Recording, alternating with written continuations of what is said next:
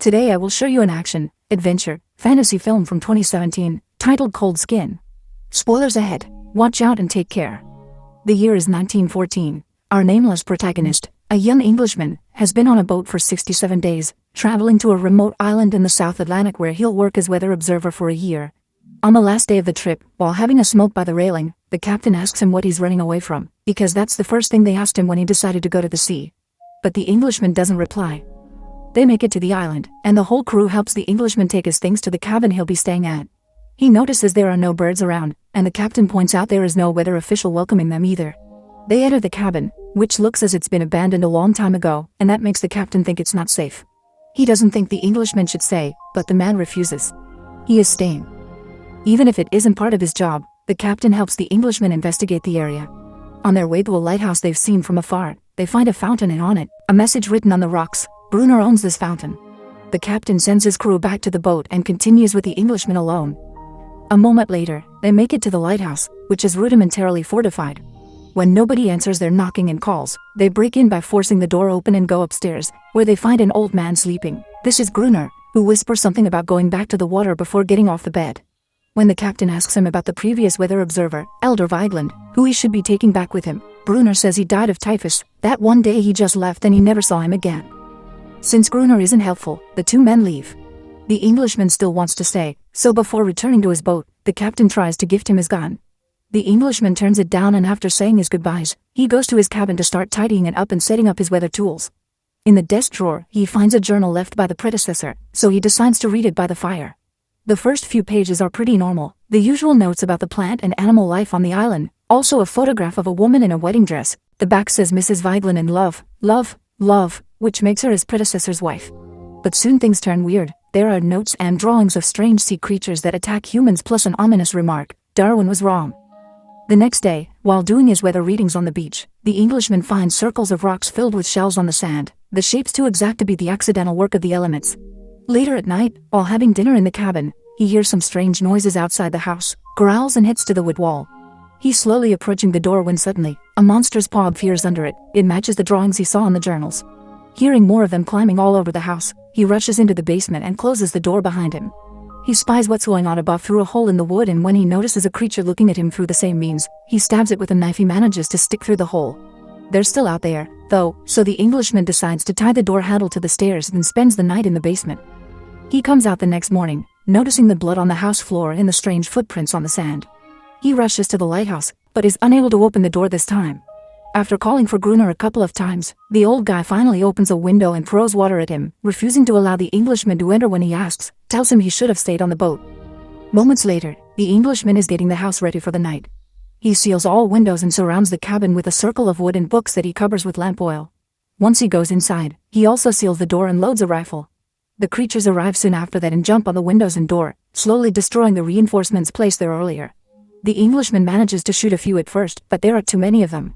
So he lights a torch with a lamp and throws it on the wood and paper circle he put around the house, starting a fire that scares the monsters away but he can't control. The cabin catches on fire as well, so the man has no choice to leave the place, burning his hand in the process, and spends the night behind beach rocks and under a rain that begins falling when he gets there. He returns to the cabin the following morning, finding it destroyed. After grabbing a handkerchief to wrap his wounded hand with, he takes the rifle and sneaks around to follow Brunner to the fountain. When he's about to shoot him, he's jumped on by one of those sea creatures that happens to be a female wearing a sweater. He pushes her off and points at her with his rifle, but Brunner finds them then and points at the Englishman in return. He doesn't give up, though. He makes Brunner put his weapon down by threatening the creature. Brunner asks him what he wants. The Englishman says it's obvious. So Brunner finally agrees to let him stay with him in the lighthouse after the Englishman tells him all the kinds of supplies he has to share and explains that the creature is harmless. He proves this by calling her over as if she was a dog, and she indeed does obey. Before leaving for the cabin, Brunner decides to name the Englishman Friend. When they reach their cabin, they proceed to grab as many provisions as possible. Friend tells Brunner that he thinks the previous weatherman didn't die of typhus, he was left alone in the house and the creatures took him.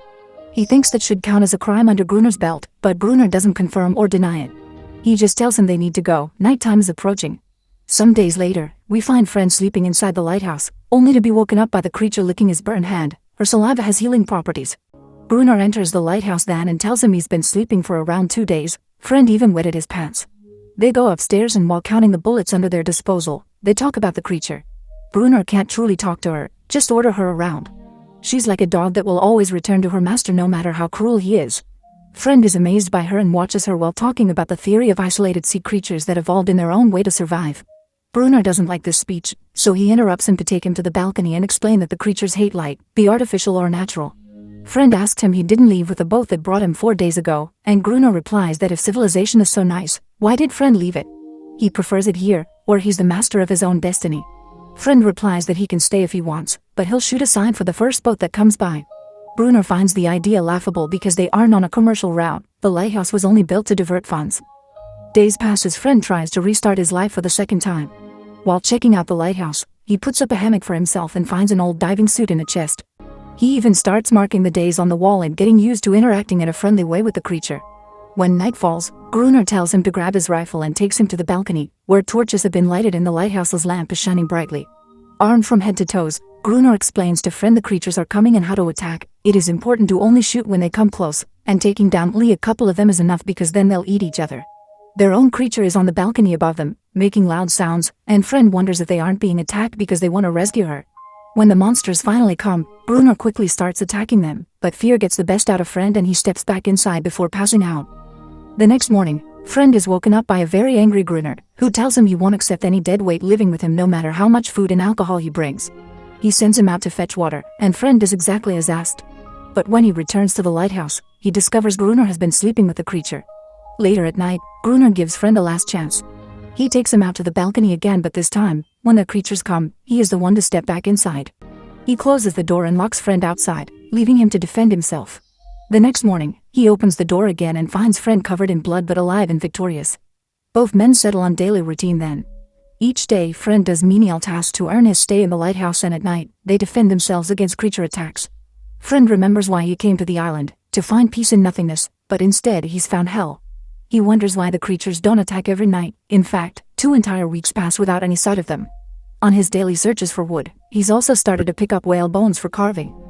Friend can't understand how Brunner can attack these creatures so often and sleep with one of them at the same time. The touch of her cold skin should be unsettling. But he also finds himself befriending the creature and even naming her. He calls her Anorus.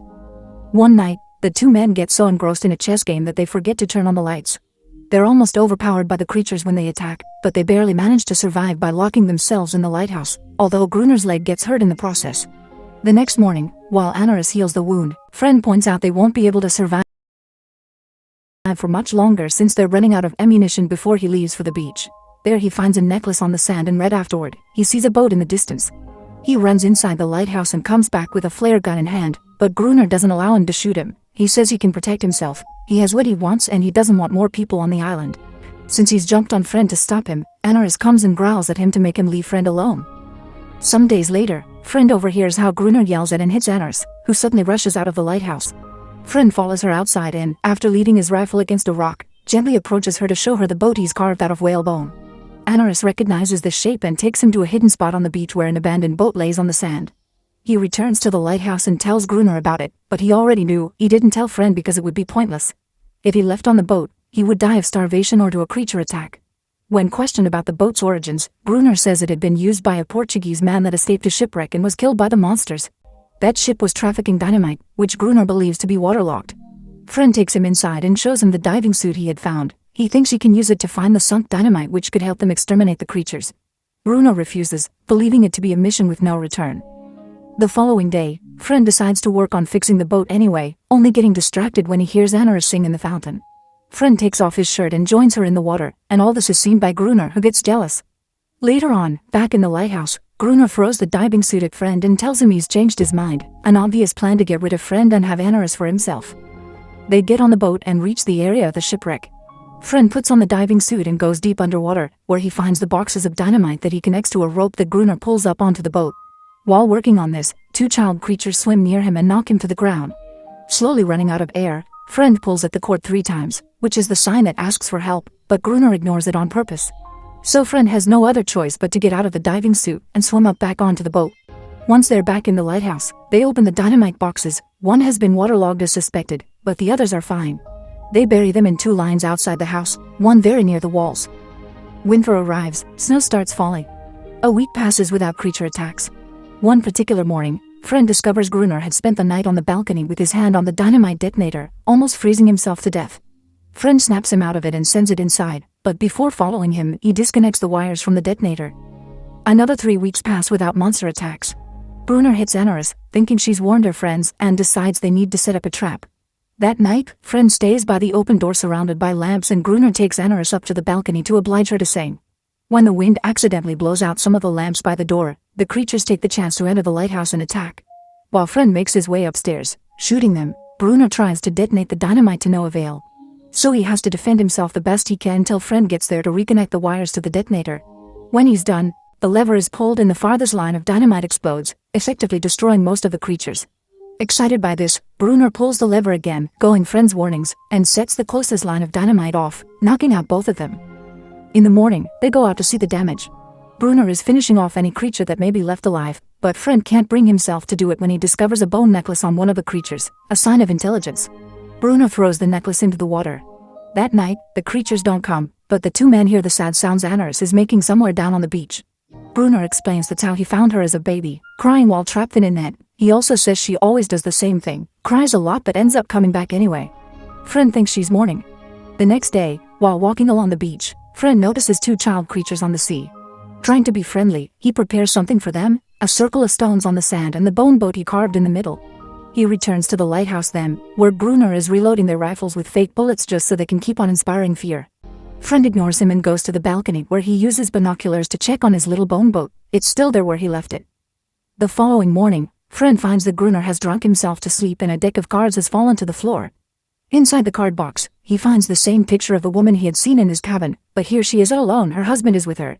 The words love, love, love are also on the back of this picture. Friend has a realization then, Gruner is a fake name and the previous weatherman hadn't died. Gruner is the previous weatherman, driven crazy by loss and isolation.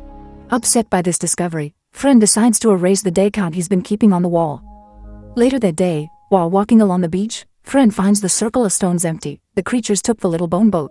When noticing the child monster in the distance, Friend leaves the torch he's carrying in the stone circle before backing away with his hands up, showing he means no harm.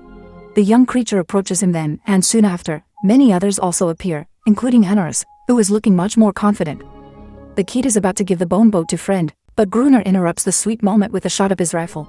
Friend tells him to back away because they were wrong, the creatures are actually friendly. Ignoring him, Gruner orders Anarus to go back to the house, but she doesn't obey. Gruner becomes very upset when he realizes Anarus won't return to him, and he runs back to the lighthouse, mumbling things like nobody leaves Gruner. Gruner leaves. Friend tries to befriend the creatures again, but the kid falls when a shot from Gruner at the lighthouse balcony hits him in the chest.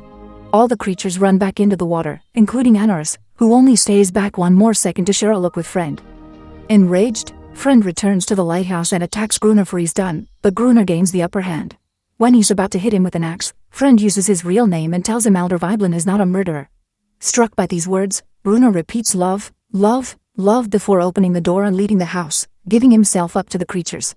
Friend sees them attack him and closes the door, knowing by the noises he's lost Gruner and he's now alone. Time passes, and we see 3 officers inside the lighthouse trying to awaken Friend, who is sleeping on Gruner's old bed. They're here to replace Friend with the new weatherman, and they think Friend is Gruner, but Friend doesn't correct them. In fact, he tells them the weatherman died of typhus.